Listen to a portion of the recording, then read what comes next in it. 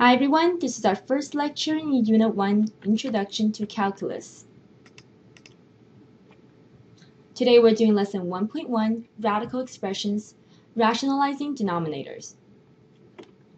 To rationalize a denominator means to change the denominator from a radical, for example a square root, to a rational number, like an integer.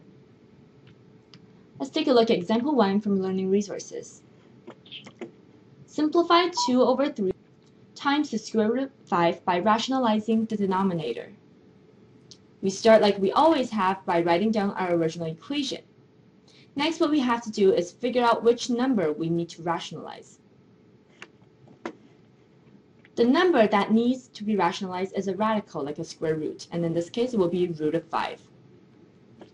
How we rationalize it is we time it by root of 5, because root of 5 times by root of 5 will equal to 5, which is a rational number because it is an integer. But we can't just simply multiply the denominator by root of 5 because that will change the value of the overall expression. So we multiply it by root of 5 over root of 5, which is essentially 1. That will give us 2 times root of 5 for the numerator and 3 times 5 for the denominator. The denominator, which will then be equal to 15, which is a rational number because it is an integer.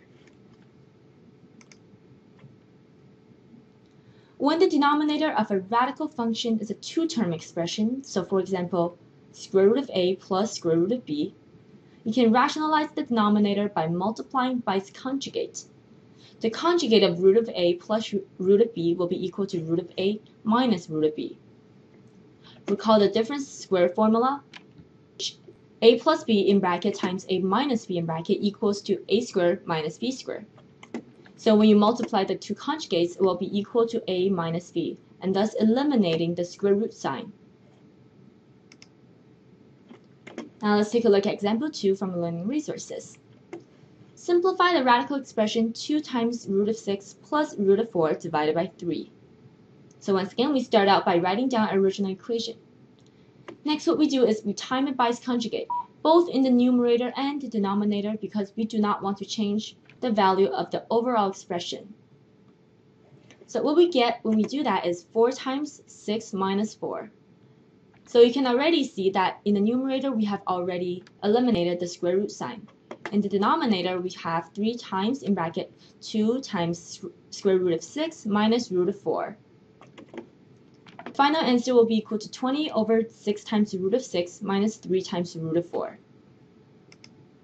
And that's the end of this lecture. Thank you guys for watching. Remember that practice makes perfect, so please do your assignment and upload them for your teacher to mark. And I'll see you guys next time.